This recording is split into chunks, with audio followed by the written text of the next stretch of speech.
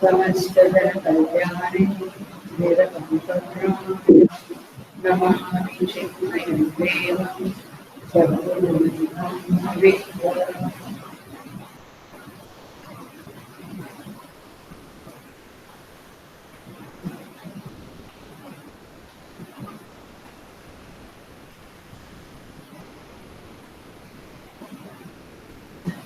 So, Hari Om.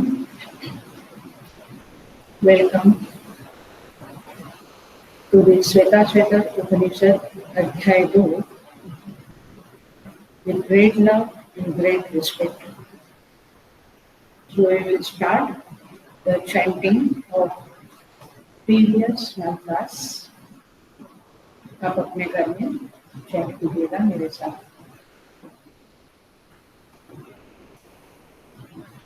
युञ्जानः प्रथमं मनः तत्त्वाय सविता धियः अग्निर्ज्योतिर्निधाय पृथिव्या अध्या भरत युक्तेन मनसा वयं देवस्य सवितुर्सवे सुवर्गयाय सत्या युक्त्वाय मनसा देवान् सुवर्यतो धियादिमम् बृहज्योतिः करिष्यतः सविता सुवादितः युञ्जते युञ्जते मनः धियः विप्रा विप्रस्य बृहतो विपश्चितः विभोगादधे वयुना विदेत इन्मही देवस्य सवितुर्परिष्कृतिः देवां ब्रह्मपूर्यं नमोभिः विश्लोक हेतुपत्रेव सूरेः शृण्वन्तु विश्वे अमृतस्य पुत्रा आये धामानि दिव्यानि तस्थुः अग्निर्यत्राभिनक्ष्यते वायुर्यत्र अधिरुध्यते सोमो यत्र अधिरीष्यते तत्र संजायते मनः सवित्रा प्रसवेन विशेष ब्रह्मसूर्यम् तत्तयोर्निर्गुणवसे न हि ते पूर्वमक्षिपत। आज का मंत्र तिरुन्नतं स्थाप्य समं शरीरं बुद्धिन्द्रियाणि मनसा सन्निवेश्य ब्रह्मोरूपेण ततरेतविद्वान् शोधांसि सर्वाणि भयावहानि प्राणान्प्रपेदीयसंयुक्तचेष्टः क्षीणे प्राणे नासिकयोक्षसीत दृष्ट्वा प्रयुक्तं निवापमेन विद्वान् मनो धारयेत् अप्रमत्तः।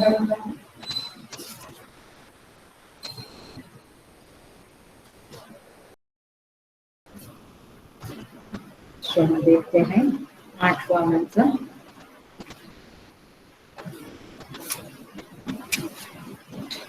यहाँ पे कहते हैं विद्वान माने बुद्धिमान मनुष्य को चाहिए क्या करना है उसे ही उन्नतम समम शरीरम स्थाप्य समम शरीरम स्थाप्य ही उन्नत माने सर गला और छाती ये तीनों अंग ऊपर उठाते माने स्ट्रेट करके मेक अ स्ट्रेट। और फिर क्या करना है समम शरीरम स्थाप्य शरीर को सीधा स्थिर करके पहले गला सर और छाती को स्ट्रेट करके फिर पूरे शरीर को सीधा करके स्थिर करके फिर क्या करना है इंद्रियाणि मनसा हृदि सन्निवेश्य, इंद्रियों को मन के द्वारा हृदय में निरुद्ध करके अर्थात स्थिर करके, स्थापित करके, पहले शरीर को सीधा किया, फिर शरीर मस्तक सिर गला और छाती को स्थिर किया, और फिर क्या किया, इंद्रियों को मन के द्वारा हृदय में स्थापित किया। मैंने सारी इंद्रियों को हृदय में निरुद्ध किया। आगे क्या करना है? उसके बाद ब्रह्म उडुपेन, उडुप माने नौका, छोटी नौका, उसको कहते हैं उडुप। छोटी नौका को क्या कहते हैं? उडुपा। तो उडुप के द्वारा, मैंने छोटी नौका, कौन सी छोटी नौका? ब्रह्म की छोटी नौका के द्वारा सर्वाणि भयावहानि शोकांशी प्रतरेत, सर्वाणि भयावहानि शोकांशी प्रतरेत, सारे भयानक शोकों को पार कर जाने, सारे संपूर्ण भयंकर शोकों को, शोक में प्रवाह, फ्लो, पानी का जैसे फ्लो होता है, जैसे जीवन में भी कुछ फ्लो है, उन सबको प्रतरेत, पार कर जाए। One has to cross over all the shlokas. तो इस तरह से यहाँ पे मुख्य बात क्या है? यहाँ मुख्य वाक्य क्या है? ब्रह्म उडुपेन प्रतरेत, ये मुख्य वाक्य है। ब्रह्म रूपी नौका के द्वारा, ब्रह्म माने ओंकार। अभी यहाँ पे एक शब्द ओंकार देखिए, फिर समझेंगे हम। अभी समझने के लिए आप समझे, ओंकार की नौका के द्वारा पार करना है, अथवा पार करें, संसार सागर को पार करें, अथवा बहुत सारे जो जीवन में सिचुएशंस आती है, परिस्थिति आती है, उसको पार करें। ये मुख्य बात है। ओंकार के नौका के द्वारा सारे परिस्थितियों को पार करें।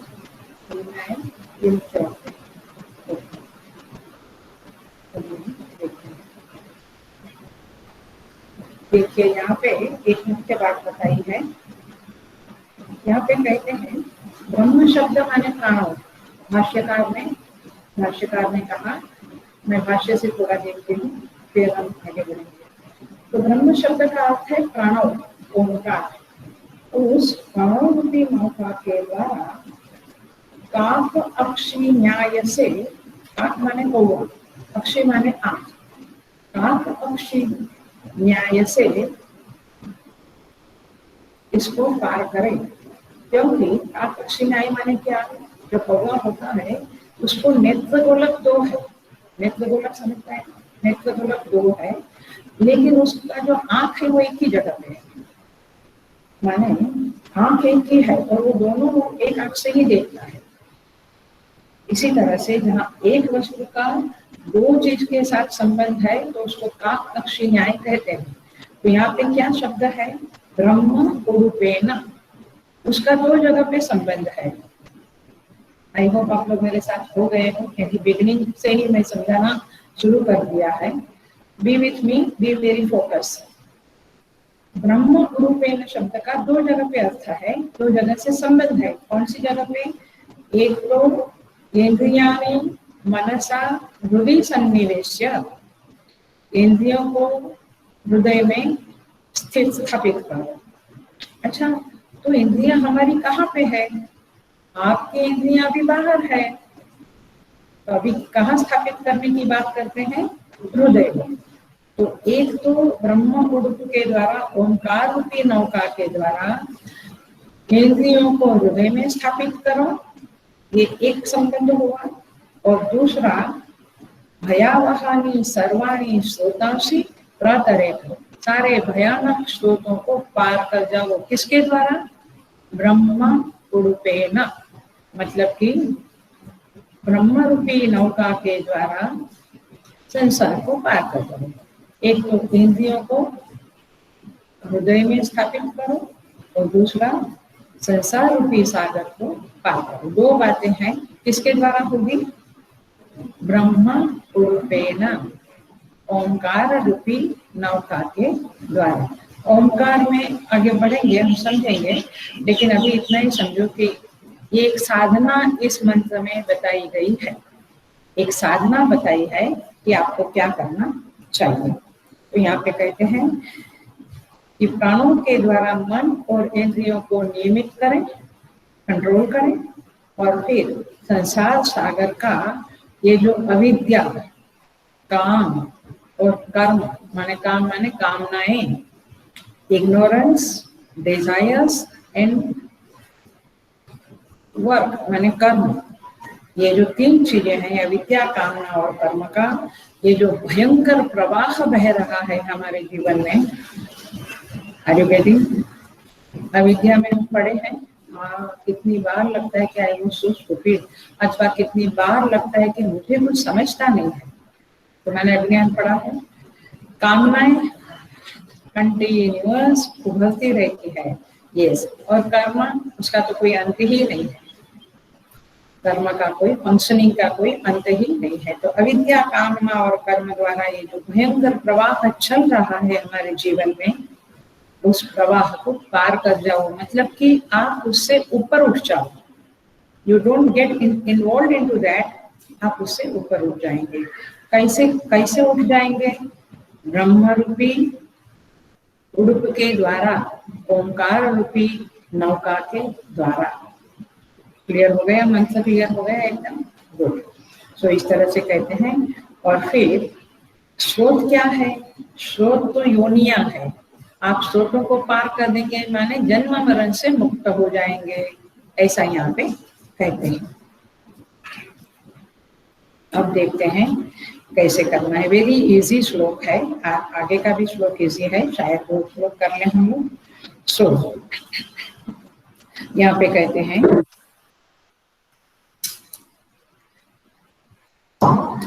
त्रिहि उन्नत स्थाप्य, तीन को ऊपर उठाओ, गला, छाती और सर।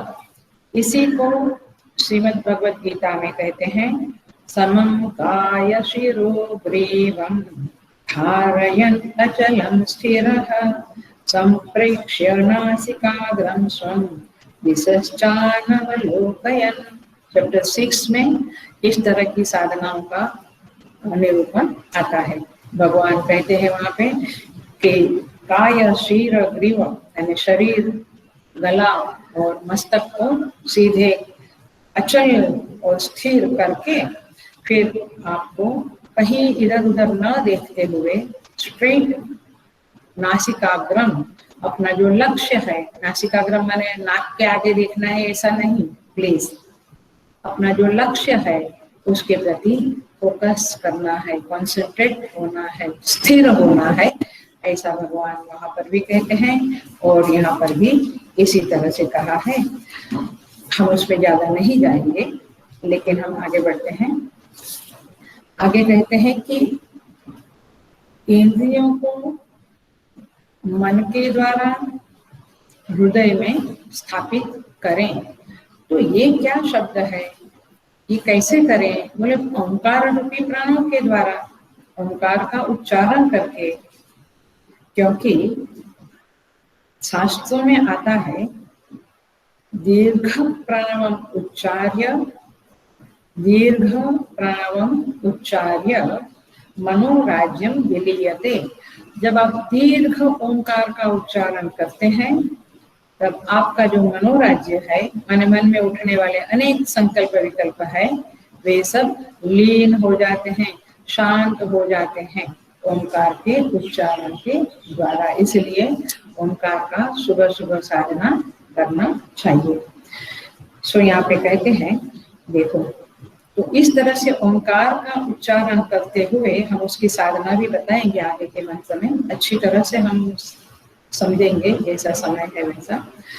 तो यहाँ पे कहते हैं मनसा, मन के द्वारा इंद्रियों को हृदय में स्थापित करो। माने क्या करना है?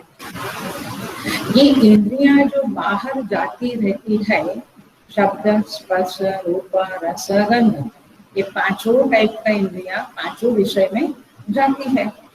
तो ये जो पांचों विषय में जाती रहती है और क्या करती है, ध्यान से सुनना, क्या करती है, जो चक्षु इंद्रिय है वो रूप को ग्रहण करती है इधर इधर के, श्रोत्र इंद्रिय है कान, वो क्या करता है, शब्द ग्रहण करता है, आता ही रहता है, या तो अंदर आते रहते हैं या बाहर आता रहता है, शब्द ग्रहण करते हैं। इस तरह से रसनेन्द्रिय रसों को ग्रहण करती रहती है। तो यहाँ पे श्रुति माता आदेश करती है कि आपको क्या करना है, आपको ओंकार का उच्चारण करते हुए इंद्रियां ये जो विषय के साथ जुड़ने को दौड़ती है उसको वहां से वापस लौटाकर ओंकार में, ओंकार के द्वारा हृदय में उसको स्थापित करना है, अर्थात कि उसको निरुद्ध करना है, उसको वश में करना है, कंट्रोल करना है, उसको उस परम तत्व में, उस ओंकार में, उस परमात्मा में, इष्ट देव में स्थिर करना है। अभी कहाँ गई, रूप में गई, रस में गई, वहां से उसको लौटा दो। और आप यदि श्री कृष्ण का ध्यान करते हो, जब करते हो, तो श्री कृष्ण में उसको स्थापित करो। पकड़ में आ रहा है? ऐसे समझे कि श्री कृष्ण का रूप में देख रही हूँ, तो आंख पहले बाहर का विषय देख रही थी, अब क्या देखती है, श्री कृष्ण का रूप। अरे रूप तो देखेगी क्योंकि उसका स्वभाव है कि रूप देखना, स्वभाव है रूप देखना, और रूप को पकड़ने के लिए सतत व्यग्र होती रहती है। लेकिन क्या दिखाना है, श्री कृष्ण।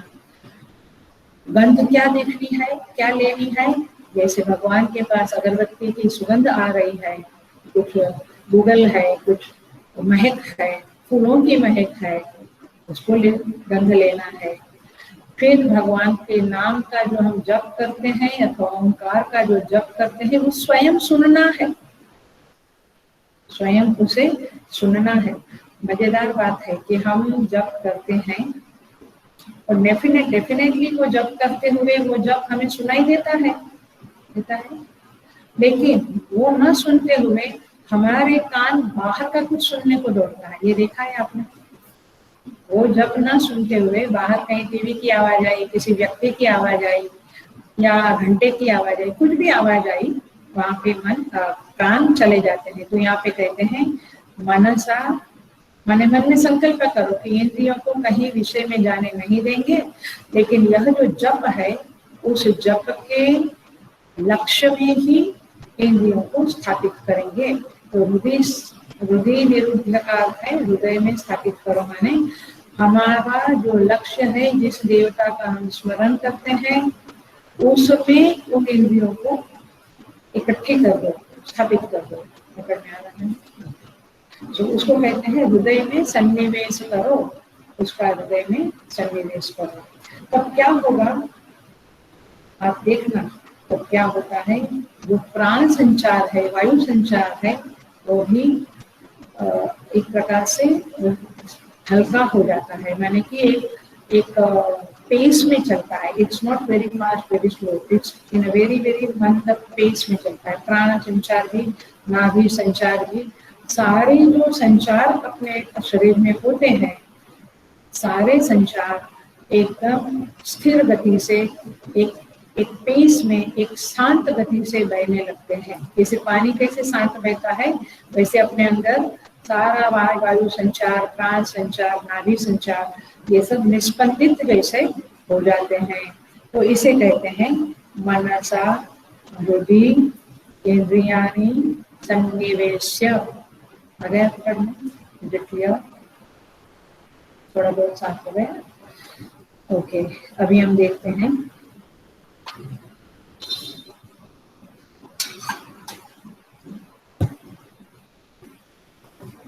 अब हम देखते हैं ब्रह्म उडुपेन प्रतरेत, वाक्य में उठाती हूँ।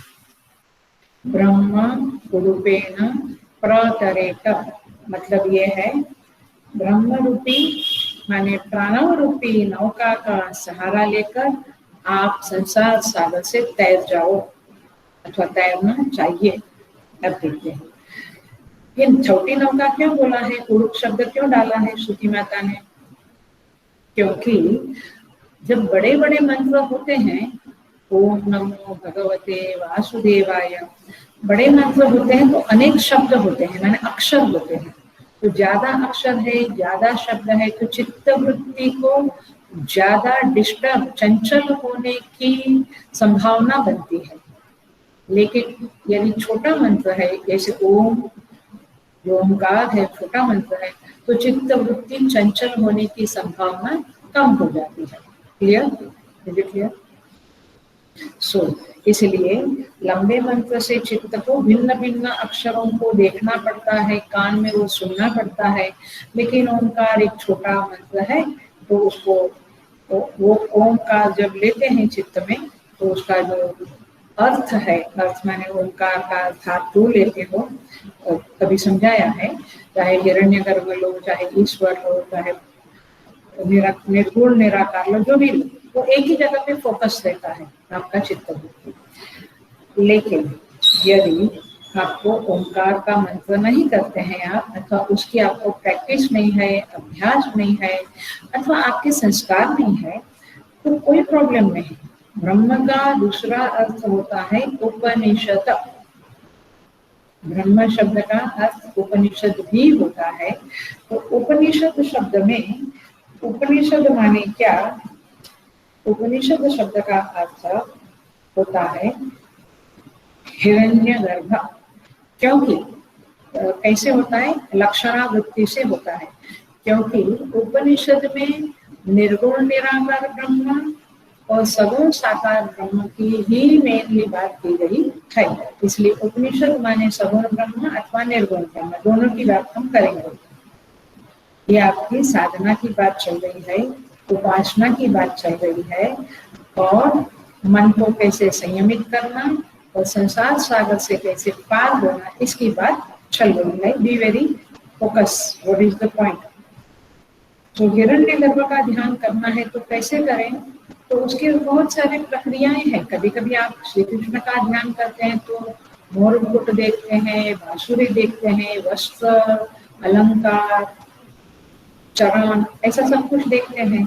लेकिन वो भी एक पद्धति है भक्तों में। लेकिन ये भी एक वेदांत के साधकों की पद्धति है कि वे कैसे करते हैं उस हिरण्यगर्भ को देखने की पद्धति, प्रक्रिया क्या है।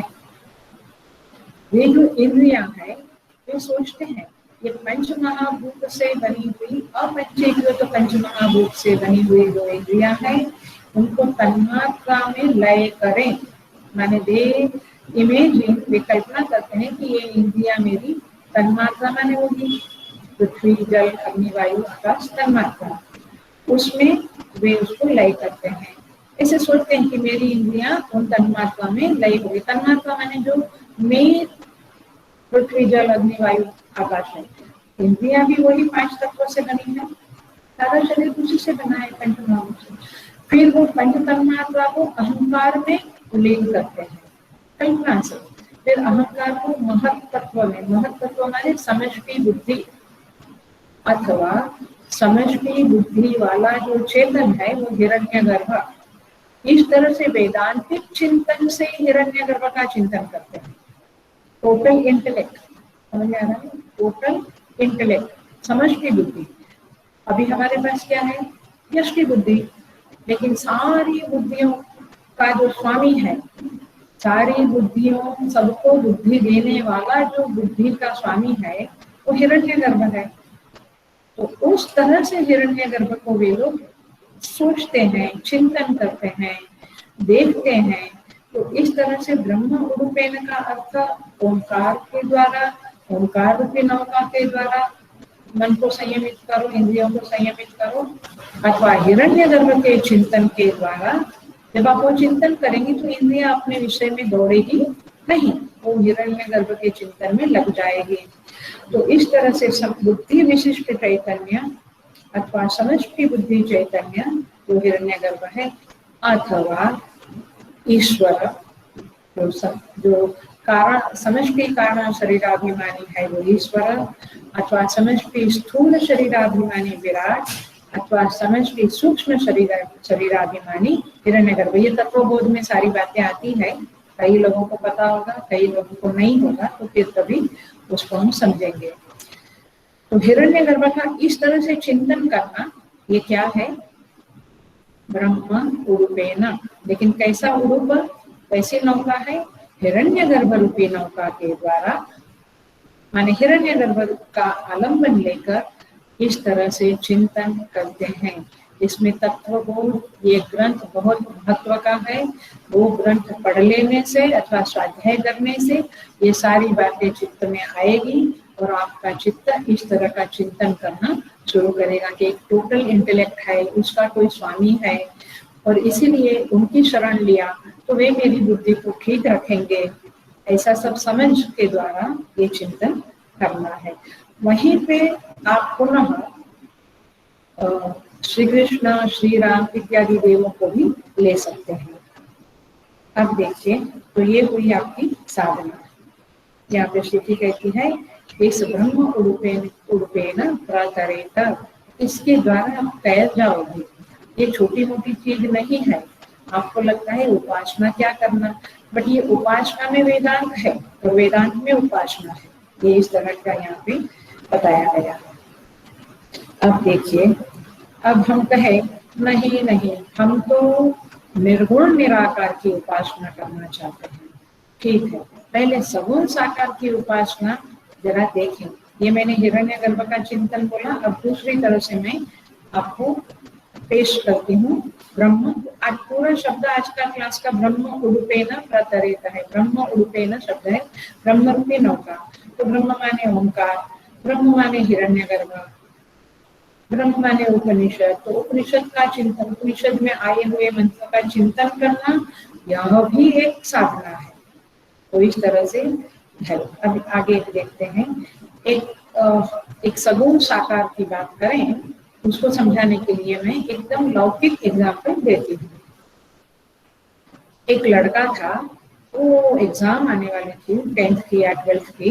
पिताजी ने कहा कि you should be first, you should be highest mark, तुम्हें हाईएस्ट मार्क मिलना चाहिए। तो क्या देंगे? मिठाई देंगे। अच्छा ठीक है, बच्चा हाईएस्ट मार्क लाया। अब पिता ने पेड़े लाकर दिए। बोले नो डैडी, नो पापा, ये तो पेड़े है, आप तो मिठाई लाने वाले थे। Okay okay. फिर बर्फी दिखाया तो बोले ये तो बर्फी है, आप तो मिठाई देने वाले थे मुझे। फिर गुलाब जामुन दिया, रसगुल्ला, रसमलाई, जितने स्वीट के नाम है आप ले लो। तो बच्चा बोलता है नहीं नहीं, मुझे तो आप मिठाई देने वाले थे, वो मिठाई कहाँ है? समझ में आ रहा है? तो पिताजी बोले कि जो मिठास है, मिठाई माने जो मिठास है वो ब्रह्म है, और ये पेड़े, बर्फी, गुलाब जामुन ये क्या है? राम, कृष्ण, गणपति, देवी, ये आकार वाली चीजें है। तो मिठास है, बट मिठास में क्या किया? एक रूप ले लिया, एक आकार ले लिया। है तो वो मिठास ही, और कुछ नहीं है, वो मिठाई ही है, लेकिन उसने अलग अलग आकार लिया। इसी तरह से ब्रह्म ने ही श्री कृष्ण, श्री राम, श्री महालक्ष्मी, महाकाली, महासरस्वती, सारे रूप जो है वो लिए है। तो आप यदि ये समझते हैं कि मैं कृष्ण का स्मरण करता हूँ, ध्यान करता हूँ, तो ये ब्रह्म का ही ध्यान है। मैं पेड़ा खाता हूँ तो मैं मिठाई ही खाता हूँ, मैं मिठास को ही टेस्ट कर रहा हूँ। What else you are testing? जब आप पेड़े खाते हो तो मिठास के अलावा क्या टेस्ट करते हो? पेड़े का टेस्ट करते हो? नहीं, आप किसका टेस्ट करते हो? मिठाई का टेस्ट, मिठास का टेस्ट करते हो। वैसे श्री कृष्ण को भजते हो तो आप किसको भजते हो? ब्रह्म को भजते हो। Are you getting? तो इस तरह से जब आपकी क्लैरिटी है तो ये ब्रह्म उरूपेण इतना इजी समझ में आ जाएगा कि जो भी आप भजते हो वो सारा सगुण साकार ब्रह्म ही है। और इसलिए कहीं कोई शंका या विवाद को जगह नहीं रहती है। If you understand it clearly, then everything is fine only. So यहाँ पे कहते फिर आप गुरु रूप नौका भी है, सूर्य रूप नौका भी है। माने आप गुरु को भी सगुण ब्रह्म के रूप में देख सकते हैं, आप सूर्य को भी, वो तो आया ही है हिरण्मय ना पात्र न वाला। तो सूर्य रूपी नौका, गुरु रूपी नौका, ये सब सगुण ब्रह्म का ही एक प्रकार का रूप है। तो इस तरह से इष्ट देव, कोई भी इष्ट देव रूप नौका को पकड़कर आप इस संसार सागर को पार कर सकते हैं। आप देखा ये गति देखी, तो ये प्रवचन की पहले ओंकार लिया, उपनिषद के मंत्रों का चिंतन, हिरण्यगर्भ का चिंतन, फिर आपके इष्ट देव, श्री गुरु, सूर्य, जो भी देवता आपको लेना है आप ले सकते हैं और उनका आश्रय लेकर आपको आस्वादन किसका मिलेगा? ब्रह्म का ही मिलेगा। क्या में आता है, आप पेड़ा बर्फी रसगुल्ला खाओ, आपको आस्वादन तो मिठास का ही आएगा। उसी तरह से जो भी देवता की आराधना उपासना करते हैं आपको आखिर ब्रह्म का ही सानिध्य मिलेगा। You will be in connection with Brahman only. अच्छा ठीक है, अब ये सगुण साकार वाली बात हुई। ये निर्गुण निराकार, मुझे तो निर्गुण निराकार पसंद है, तो मैं क्या करूं?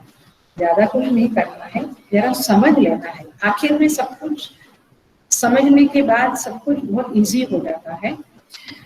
अब देखो, अब ये निर्गुण निराकार तो वेदांत टाइप से आएगा, फिर भी वेदांत में उपासना देखते हैं। अब उसमें निर्गुण निराकार में जो मेन उपासना है वो है नेति नेति। नेति नेति माने न इति न इति, यह भी नहीं यह भी नहीं।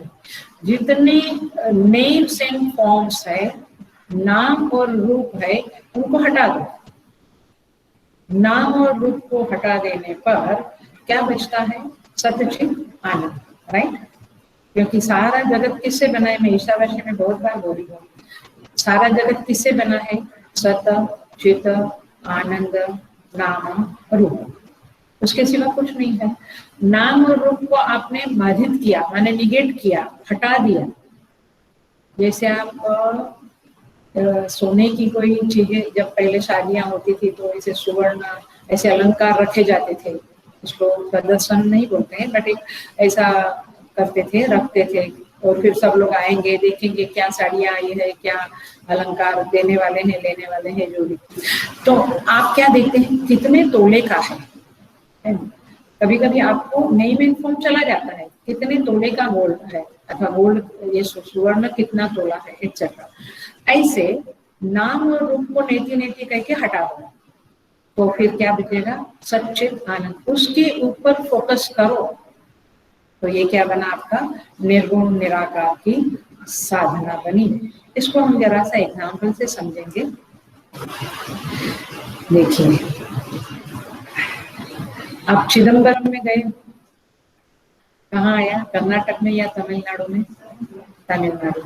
चिदम्बरम में आपने देखा होगा केवल एक माला रहती है, मंदिर में मूर्ति नहीं रहती है, माला रहती है। चित अंबर, अंबर माने आकाश, चित माने चित तत्व, चैतन्य, चिति तत्व।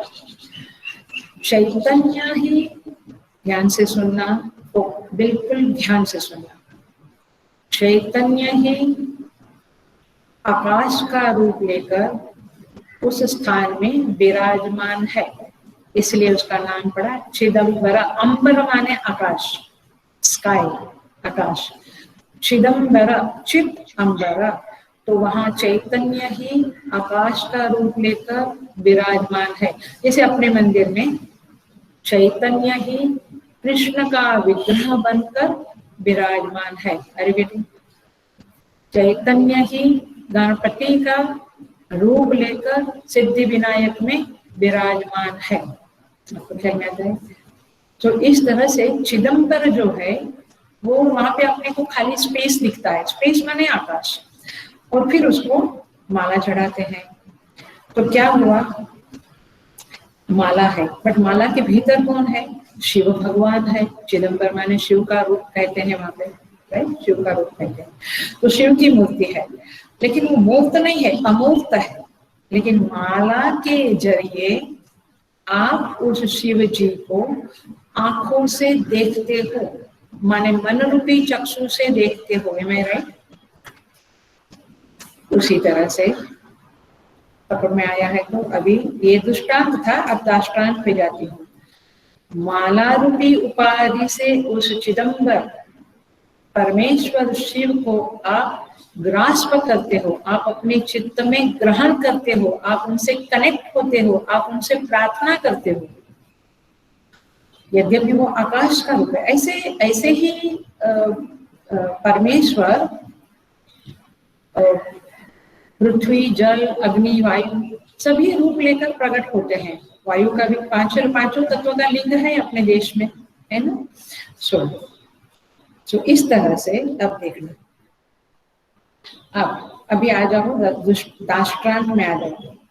तो ये हृदय है ना, उसको रखो माला की जगह पे। ये मैं साधना बता रही हूँ, उपासना बता रही हूँ। ये उपासना का प्रकरण चल रहा है। जो निर्गुण निराकार वाले हैं उनके लिए।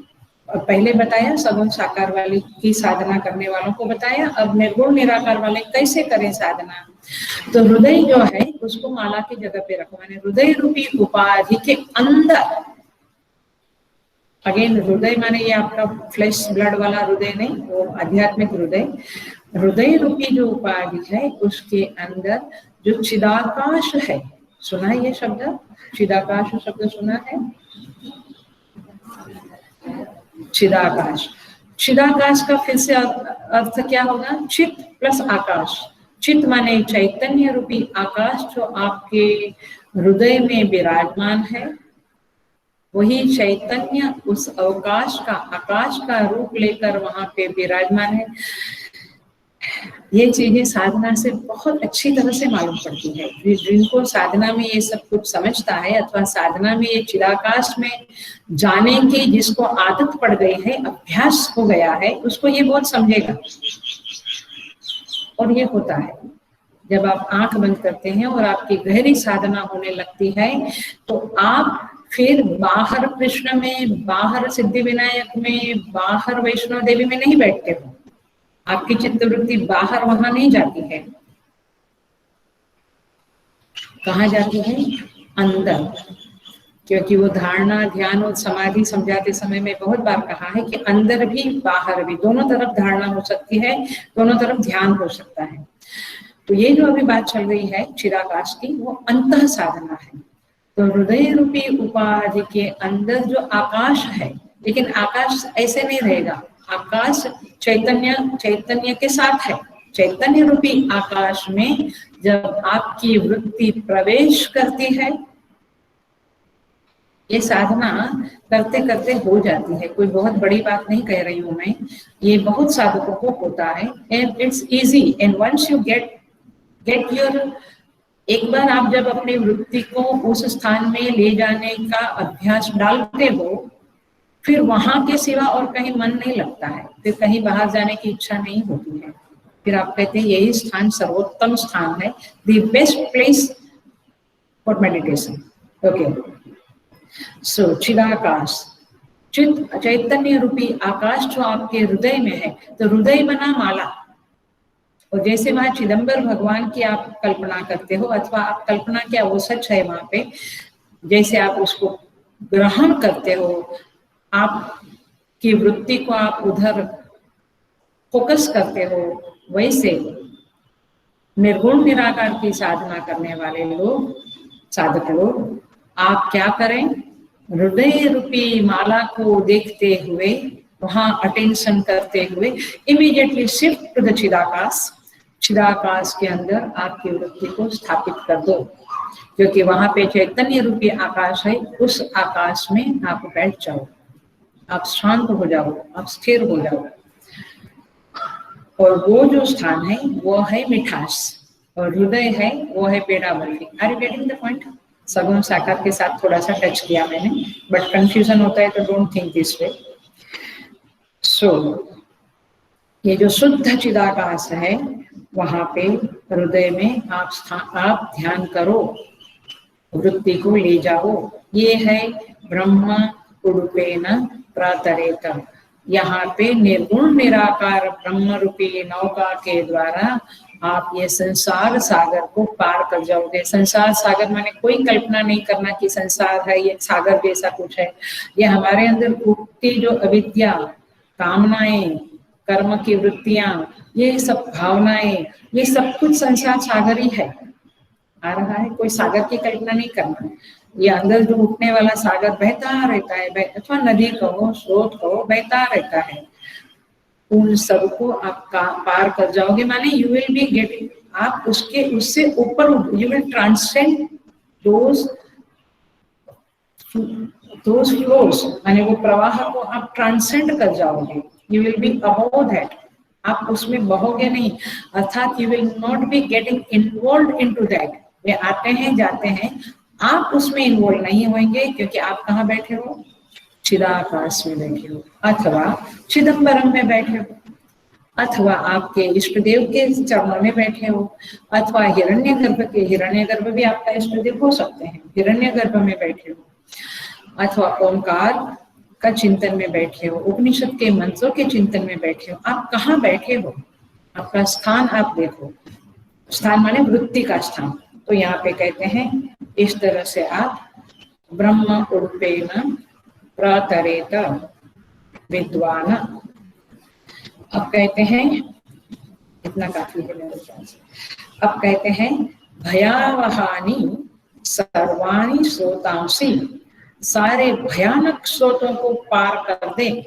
भयानक स्रोत क्या है, अगेन हम सब जानते हैं, शब्द स्पर्श रूप रस गंध, ये सारे विषय जो है वो नदी का प्रवाह है, स्रोत है, झरने हैं, आप समझ लो।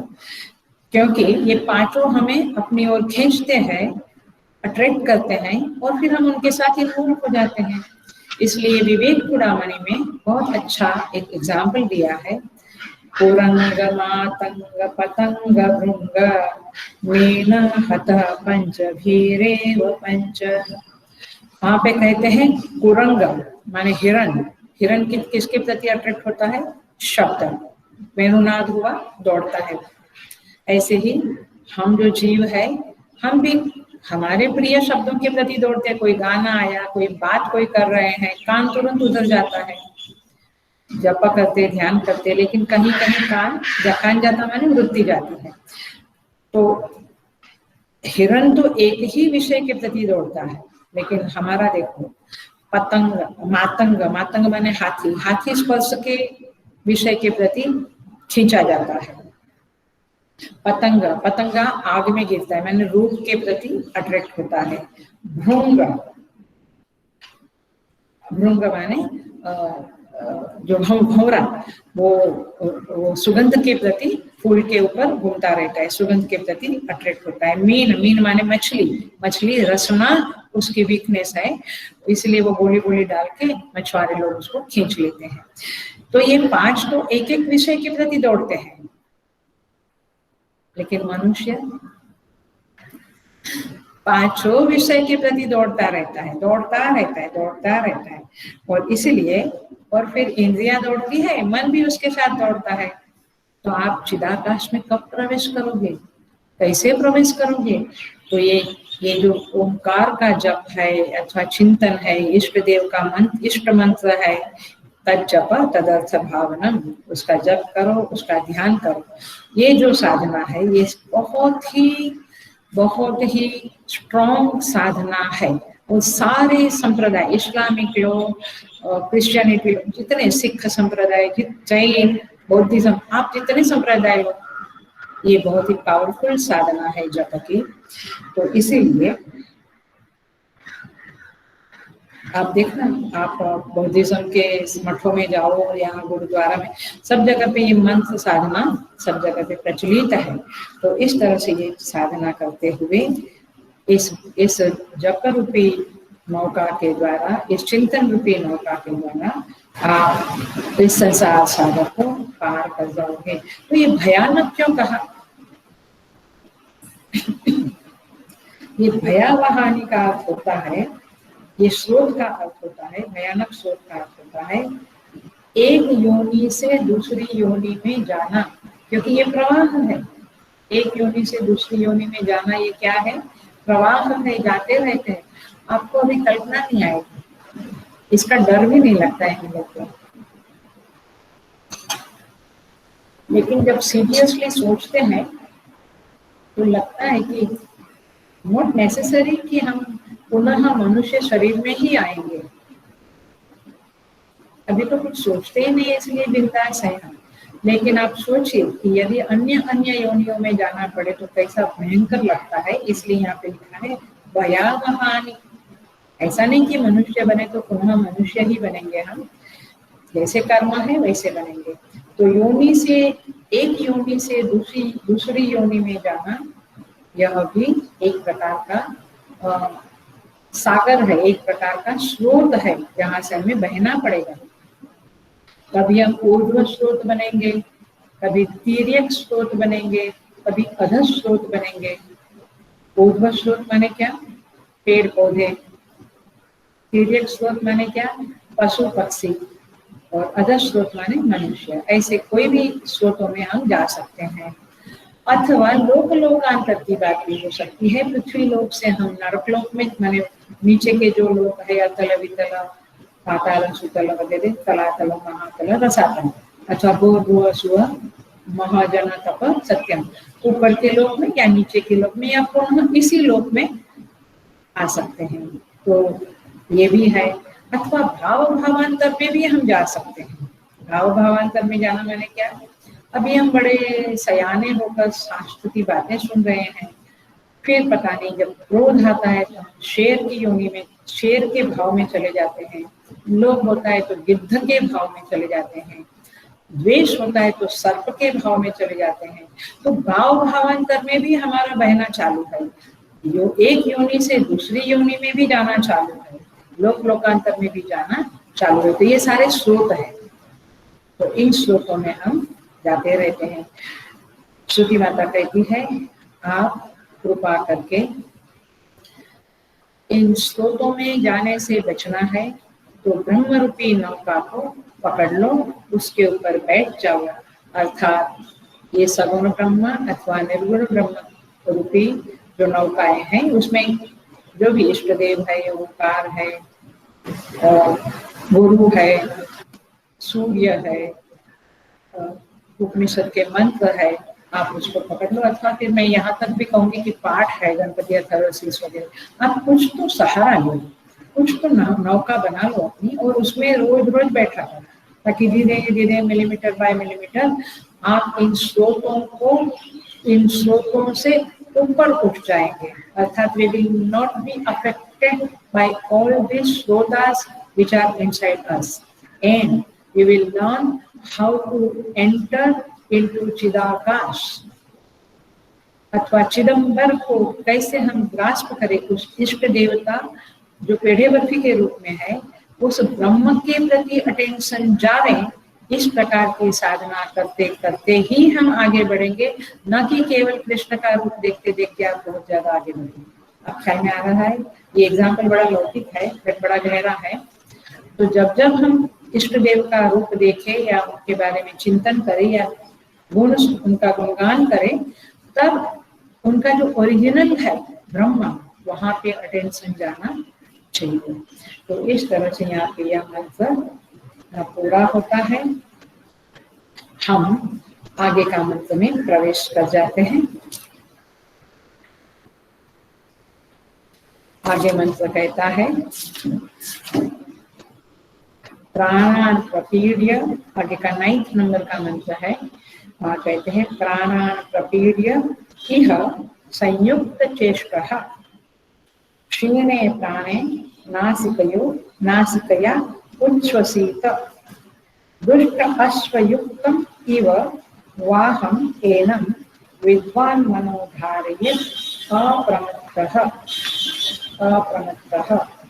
देखिए, अर्थात ये है विद्वान माने बुद्धिमान साधक को चाहिए प्रपीड्य इह माने इस योग साधना में, ये जो साधना आप करते हो, इस साधना में संयुक्त चेष्टा, आपको आहार विहार उचित करना चाहिए। बहुत ज्यादा खाना नहीं, बहुत कम खाना नहीं, बहुत ज्यादा सोना नहीं।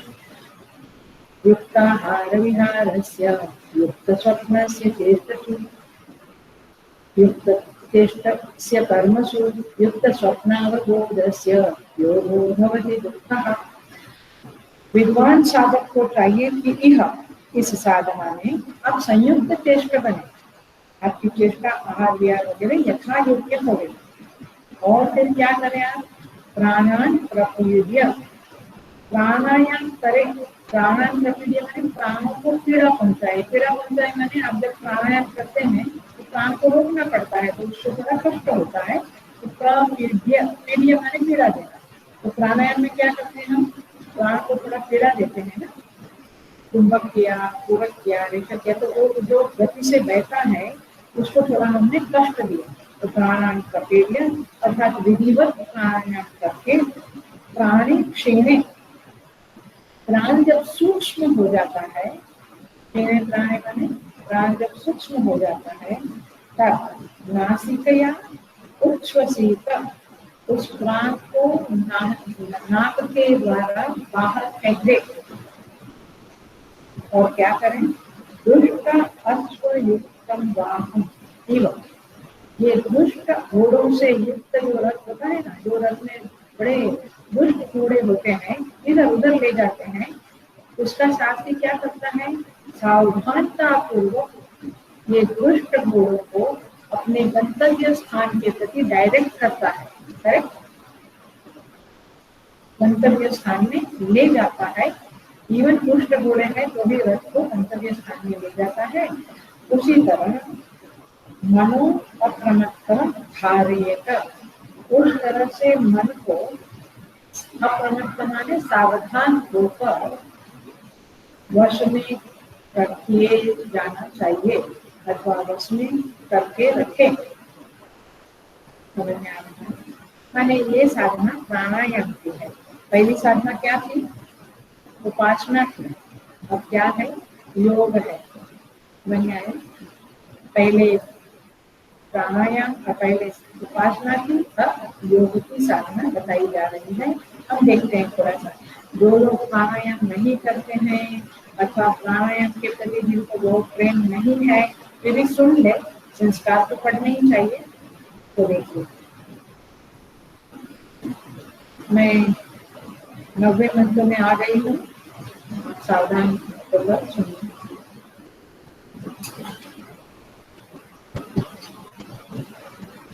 अब जो हम कर रहे हैं वो है पतंजल योग सूत्र के अनुसार प्राणायाम को मैं समझाने जा रही हूँ अथवा कुछ हम मंत्र के आधार पर देखने जा रहे हैं। तो योग में 4 प्रकार के योग है। पतंजल योग सूत्र के को एक साइड पे रखे हम, बट एक जनरल में देखें तो 4 प्रकार के योग है। कौन से योग है? मंत्र योग, हठ योग, लय योग, राजयोग। उनसे है 4: मंत्र योग, हठ योग, लय योग, राजयोग। मैं 4 समझाने नहीं बैठूंगी, फिर तभी समझेंगे, क्योंकि ये श्वेता क्षेत्र इसी प्रकार का काफी। वैसे अगला चैप्टर जो है वो सगुण ब्रह्म और निर्गुण ब्रह्म के बारे में है, पर बीच में ऐसी सब साधनाएं आती है। यहाँ पे श्वेता क्षेत्र में जगत की बात, कर्म की बात, कौशल, योग कर्म के कौशल, ऐसी सब बातें नहीं आती है। ध्यान, धारणा, समाधि, उपासना, सगुण ब्रह्म, निर्गुण ब्रह्म, यही सारी बातें आती है और पतंजलि योग का ही आता है। मैं आती हूँ क्योंकि यहाँ पे प्राणा प्रपीड्य शब्द है, उसी को मैंने उठाया है, अभी उठाएंगे। प्राणा प्रपीड्य मैंने प्राणायाम। तो अब हम देखेंगे, शायद ये आपके लिए नया होगा, but listen carefully. You may भी, शायद आप ओंकार की या साधनाएं करते हो तो आपको काम लगेगा, बहुत काम लगेगा। वेरी प्रैक्टिकल बात अभी मैं करने जा रही हूँ। जो लोग प्राणायाम करते हैं उनके, वे लोग बहुत ध्यान से सुने, अन्य लोग को ध्यान से सुने। मंत्र योग को हमने देखा अभी 90 मंत्र में, 8वें मंत्र में ब्रह्म उरूपेण, ये मंत्र योग था, क्योंकि मंत्र जब करते मुझे नौका पार करना। अब है 9वें मंत्र में हठ योग। हठ योग क्या है? वैसे एक ग्रंथ है जिसको पढ़ना है, या हमारे मीना वगैरह योगा टीचर है उनके लिए बताती हूँ। हठ योग प्रदीपिका ऐसा एक ग्रंथ है, या कोई भी योगा टीचर है, ये ग्रंथ आपके पास होना जरूरी है। हठ योग प्रदीपिका। अब ये हठ योग है क्या? तो हठ योग में ह और ठ 2 शब्द है, ह और ठ। अब देखना, हठ योग प्रदीपिका के अनुसार मैं अभी जो कुछ बोलूंगी वो उसके अनुसार बोलने जा रही हूँ। तो ह और ठ, ह सिंबलाइज करता है सूर्य को और ठ सिंबलाइज करता है चंद्र। सूर्य का सूचक है अथवा सूचन करता है, ठ चंद्रमा का सूचन करता है। तो अब देखिए, और ह ठ योग, वो ह और ठ का योग करना, उस दोनों को सम करके सुषुम्ना को जागृत करना, सुषुम्ना को ऊपर ब्रह्मरंध्र तक ले जाना, ये साधना है हठ योग की। Just simple. अब सूर्य और चंद्र, तो हमारे सभी के शरीर में सूर्य नाड़ी और चंद्र नाड़ी होती है, आपको ये तो पता है सबको। और सूर्य नाड़ी को पिंगला कहते हैं, चंद्र नाड़ी को कीड़ा कहते हैं, ये भी पता है। सूर्य नाड़ी, चंद्र नाड़ी माने कीड़ा, सूर्य नाड़ी माने पिंगला। तो इस तरह से ये दो नाड़ी हमारे शरीर में हमारे यहाँ संचार करती है, संबंध है हमारा इन दोनों के साथ। देखिए, ह एंड ठ। अब ये जो पिंगला नाड़ी है उसको सूर्य स्वर भी कहते हैं और कीड़ा नाड़ी को चंद्र स्वर भी कहते हैं। जो लोग थोड़ा बहुत प्राणायाम के बारे में जानते हैं, स्वर विज्ञान भी एक बहुत बड़ा विज्ञान है। आपके काफी रोगों को निवारण करने के लिए ये स्वर विज्ञान है। स्वर विज्ञान माने गले का स्वर की बात नहीं है यहाँ पे, नाड़ी, पिंगला नाड़ी और कीड़ा नाड़ी, जो सूर्य स्वर और चंद्र स्वर है उसकी बात चल रही है। तो अब देखो, अब देखना ये हठ योग क्या है। हठ योग में ये प्राणायाम की बात है। मैंने प्राणायाम प्रकीर्य शब्द को उठाया है।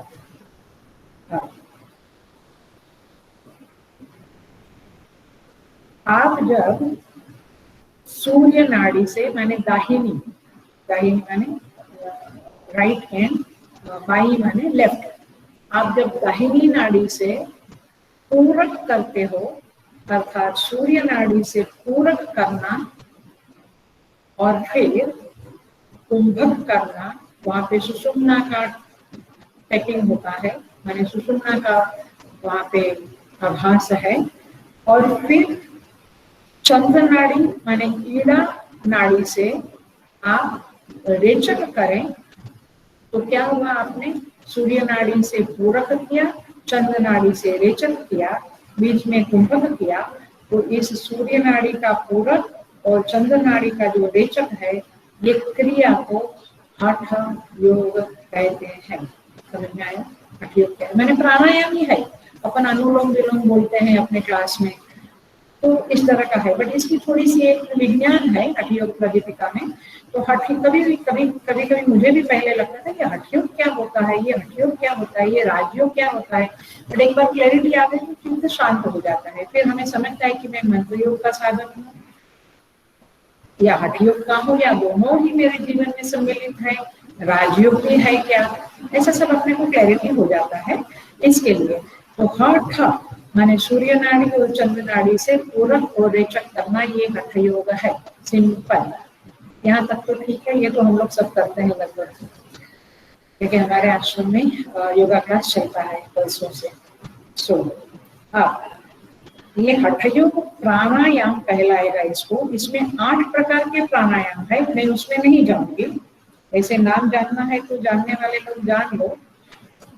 पहला है सबीज प्राणायाम, फिर सूर्य भेदी second number, Ujjayi third, bhastrika 4, bhramari 5, शीतली 6, मूर्छा 7, केवली 8। इसमें एल्बेन को भी काम लगेगा, माने शायद ये भी इससे परिचित होगी, क्योंकि वो भी योगा चलाती है, योगा क्लास वर्षों से चलाती है। तो इस तरह से ये 8 प्राणायाम हो गए, ये हठ योग के प्राणायाम है।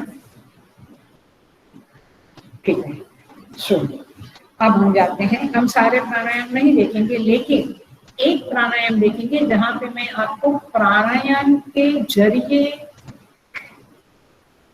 भक्ति की साधना कैसे करनी ये मैं बताऊंगी। प्राणायाम आप करते हो तो कई बार हम देखते हैं कि प्राणायाम में शायद हमारा ध्यान प्राण के ऊपर ही है, माने वायु संचार के ऊपर ही है, बट उसमें भी और डीप डीप डीप साधना चाहिए तो ये कर सकते हैं, और करने वाले करते भी है, मुझे परिचय भी है। सो यहाँ पे जो सबीज साधना है उसमें बीज है ओंकार, ये फेमस भी है ओंकार। ओंकार में 3 शब्द है, अ उ म, करेक्ट, अ उ म। और जो सिंबलाइज करता है वो ब्रह्मा जी को सिंबलाइज करता है। एक भक्ति की साधना की तरफ मैं ओंकार और प्राणायाम कनेक्ट कर रही हूँ, आप ध्यान से समझना। मैंने ये करने से आपका और डीपर सटलर प्राणायाम होगा, ध्यान होगा।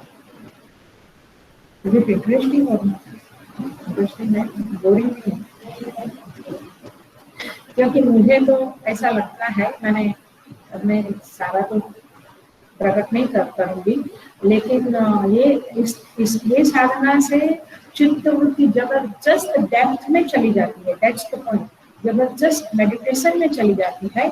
ऐसा लगता है कि हम प्राणायाम में समय बर्बाद करते हैं, ध्यान, उससे अच्छा ध्यान करें। भाई आप ध्यान और प्राणायाम को क्या बोलते हैं, एकत्रित करके साधना करने की टेक्निक सीख लो ना, दैट विल बी बेटर, आपका समय बचेगा। और आखिर में सारी टेक्निक ही चीजें हैं कि जिससे अपना समय शक्ति का व्यय कम होता है। ओके, सो और ये ब्रह्मा का बीज मंत्र है, सूचक है। ओम विष्णु का बीज मंत्र, अम ब्रह्मा का बीज मंत्र, ओम विष्णु का बीज मंत्र, मम शिव शंकर का बीज मंत्र, अ ओम, ठीक है, ये 3 शब्द है। जबकि आप जब प्राणायाम करते हैं तो कैसे करना है आपको, अकार बोलते हुए, मैंने ओंकार में अ बोलते हुए आपको क्या करना है, ब्रह्मा माने आप पूरक करते हो। पहले मैं एक प्राणायाम बोलती हूँ, दृष्टांत है, फिर मैं राष्ट्रांत बोलती हूँ। अकार करते हुए पूरक करते हो, क्योंकि ब्रह्मा जी क्या करते हैं, अच्छा उकार बोलते हुए आप कुंभक करते हो, मकार बोलते हुए आप रेचक करते हो, इतना एक पक्का करो। अकार पूर्वक, उकार कुंभक, मकार रेचक। अब अकार से आप पूरक किया, उकार से आपने कुंभक किया, मकार से आपने रेचक किया, ठीक है। अब ये करते समय आप चैंटिंग तो करते हो ओंकार का और प्राणायाम करते हो मन में, हाँ ये सब कुछ मन में होता है, या तो हल्का फुल्का बाहर से भी उच्चार करते हैं। लेकिन तब करना क्या है, जब अकार करते हो तो ब्रह्मा जी का स्मरण करना है, माने ध्यान आपका रक्त वर्ण ब्रह्मा में जाना चाहिए, क्योंकि अकार में आप कुछ पैदा करते हो, आप वायु को, प्राण वायु को खींचते हो, कुछ सृष्टि करते हो। चल में आ रहा है, ब्रह्मा जी क्या करते हैं, सृष्टि करते हैं। तो आप जब खींचते हो तो एक प्रकार की सृष्टि करते हो। विष्णु जी क्या करते हैं, पालन करते हैं।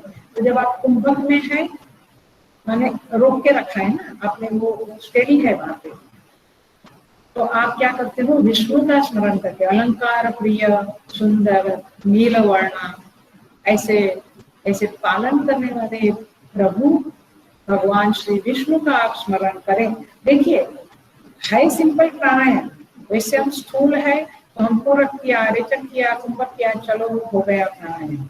लेकिन आप उसके साथ साथ अपने अंदर के भक्त को भी जीवंत रखना चाहते हैं, या भक्ति भी साथ साथ में करना चाहते हैं, अथवा आप लोग सटल बनना चाहते हैं, सूक्ष्म बनना चाहते हैं, और सूक्ष्म तो बनना ही पड़ेगा, तो आप क्या करें, ये साधना करें, अकार के साथ ब्रह्मा का स्मरण करें, माने पूरक लेते समय, कुंभक के समय भगवान विष्णु का स्मरण करें, और फिर रेचक करते समय, क्योंकि रेचक में आपको सब निकाल देना है, खत्म करना है, तो सब भगवान शिव भी संहार करते हैं, तो आप भगवान शिव का स्मरण करें, ध्यान करें। जो गौर वर्ण है, क्या बोलते हैं, गौरम करुणावतारम संसार सारम भुजगेन्द्रहारम सदा वसंतम हृदयारविंदे भवं भवानी सहितम। एक कर्पूर गौरम है। और विष्णु का स्मरण करते समय शांताकारं भुजगशयनं पद्मनाभं सुरेशं विश्वाधारं गगनसदृशं मेघवर्णं शुभांगं लक्ष्मीकान्तं कमलनयनं योगिभिर्ध्यानगम्यं वन्दे विष्णुं भवभयहरं सर्वलोकैकनाथं। ये विष्णु का स्मरण है। मैंने यदि ये मंत्र आप श्लोक आप रोज रोज बोलते हो तो आपको वो चित्त में वो सारा शांत आकार, भुजगेंद्र, हार, मेघवर्ण, ये सब चित्त में उभरेगा। नहीं तो भी चित्त में कुछ न कुछ तो उभरता रहता है। तो संसार की बातें उभरेगी, इसके बदले परमात्मा का स्मरण करिए। श्लोकों को बाय हार्ट करना इसीलिए है कि वो जब आप बाय हार्ट है तो आपको वो चित्त, आपके चित्त में वो इतना सुंदर तरह से प्रकाशित रहेगा। It will be manifested in your mind, all this रूप। तो जब आप रेचक करते हैं तब म का उच्चार होता है, माने म प्रायोरिटी में रहता है, अथवा कहो कि क्या बोलेंगे उसको, मुख्यतया रहता है। और जब आप तो संहार का स्मरण करते हैं, शिव का स्मरण करते हैं, तो अ ब्रह्मा विष्णु महेश का स्मरण है। उनका गौरवर्ण, श्यामवर्ण, रक्तवर्ण, मैंने ब्रह्मा का रक्तवर्ण, विष्णु का मेघवर्ण, नीलवर्ण और शिव जी का गौरवर्ण का स्मरण करते हो, उनका ध्यान करते हो। और एट द सेम टाइम आपका पूरक, रेचक, कुंभक चलता रहता है। ये फायदे वाली बात है कि नहीं? ये अलग से बैठ के ब्रह्मा विष्णु महेश का स्मरण करो, फिर एक बार जो अलग से प्राणायाम करो, ये दोनों को कंबाइन करो ना। बट इसके लिए कौशल चाहिए, टेक्निक है, ये इसके लिए प्रैक्टिस चाहिए, अभ्यास चाहिए। और इसीलिए हम लोगों को हमारे कल्चर में या सभी कल्चर में गुरु की आवश्यकता है। ये गुरु आपको समझाएगा, गुरु आपको करवाएगा और थोड़े समय में आप एक्सपर्ट हो जाएंगे। तो आपको डबल तरह से आपकी भक्ति भी होगी, आपका प्राणायाम भी होगा और इस तरह से आप आगे बढ़ सकते हैं। तो इस तरह से यहाँ पे क्या कहते हैं कि जब आप ये करते हो तो ये थोड़ा सा प्राणायाम का जो क्या बोलते हैं विज्ञान है वो ये है कि 1:4:2 का रेशियो रहता है। माने आप 16 सेकंड आप पूरक करते हो तो 64 सेकंड आपको कुंभक करना है, 32 सेकंड आपको रेचक करना है। तो ये उसका रेशियो है 1:4:2, ये आपका रेशियो है। और ये इतना डिसिप्लिन हो जाता है ना, मैं सच कहती हूँ, तो उससे इतना आनंद आता है, आप एक अलग दुनिया में चले जाते हो। आपके जितने भी चिंताएं हैं, विचार हैं, आज जब सुबह हम योगा करते हैं तो आज क्या करना है, किसको क्या खाना, आपको कुछ भी याद नहीं आएगा। You will be 1 hour totally into sadhana. और उसका बहुत इफेक्ट पूरे दिन पर पड़ता है, उसका प्रभाव पूरे दिन पर चालू रहता है। और ये जो बाकी के विषयों में इंद्रियों को दौड़ने की आदत पड़ी है वो धीरे धीरे धीरे धीरे वश में आती है। तो ये एक प्रकार की साधना है और ये जरूर करना चाहिए। इसको कहते हैं जैसे 16 मात्रा, 64 मात्रा और 32 मात्रा, तो इस तरह से आपको करना है। अब हठयोग प्रदीपिका में कहते हैं ऐसे 16 प्राणायाम, ऐसे एक प्राणायाम हुआ पूरा करके कुंभक रेचक, ऐसे 16 प्राणायाम आपको दिन में 4 बार करने हैं। प्रातः काल, मध्याह्न, संध्या काल और रात्रि का मध्याह्न, से 4 बार ये प्राणायाम करने हैं। तो कहते हैं कि 3 साल में आपको बहुत रिजल्ट देखने को मिलेगा, बहुत अच्छा रिजल्ट देखने को मिलेगा। चित्त वृत्तियां शांत हो जाएगी और चित्त निर्मल हो जाएगा, क्योंकि शांति और निर्मल का साथ साथ में जाता है। Please remember that. चित्त आपका शांत है तो निर्मल है, और चित्त आपका निर्मल है तो शांत है, विक्षिप्त है तो रजोगुण वाला है। सो इस तरह से आप ये साधना कर सकते हैं और इसको सभी प्राणायाम की साधना कहते हैं। ऐसे ही एक और साधना है अजपा जप, ये सबको पता है। सोहम की जो साधना है, सो पूरक रेचक, सो और हम बोलते समय ये अजपा जप है, ये 21,600 टाइम्स दिन में आपका चल सकता है, रात को सोते समय भी। अजपा जप माने कंटिन्यूअस जप चलते रहेंगे, कंटिन्यूअस जप चलते रहना, उसको अजपा जप कहते हैं। और ये भी एक साधना है, ये भी प्राणायाम के साथ हो सकती है, सोहम की साधना। मैंने अभी ब्रह्मा विष्णु महेश कहा, ऐसे सोहम करके भी साधना हो सकती है। तो काफी सारी साधनाएं हैं, ये सब सुनना अच्छा है, क्लैरिटी आती है, लेकिन कुछ साधनाएं जीवन में जरूर करनी चाहिए और जरूर करनी चाहिए। और ये जो इस तरह के प्राणायाम की साधना है, या इसको नाड़ी शोधन कहते हैं, इससे नाड़ी शोधन होता है, माने हमारी जो 72,000 नाड़ियां हैं, 72,000 नाड़ियां, ये शुद्ध हो जाती है।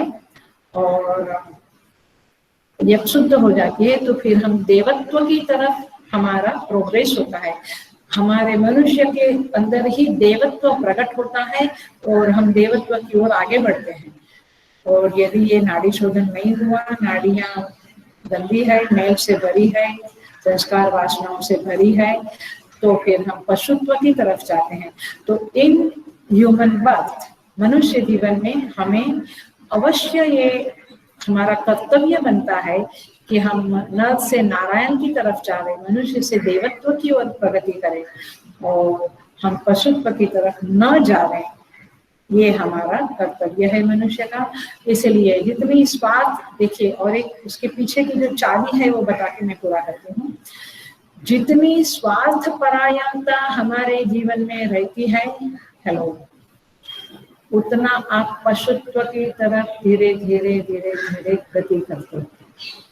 जितनी निस्वार्थता, निष्कामता, समष्टि कल्याण की भावना, समष्टि के लिए कुछ करने की भावना होती है, तब आप देवत्व की ओर आगे बढ़ते हैं।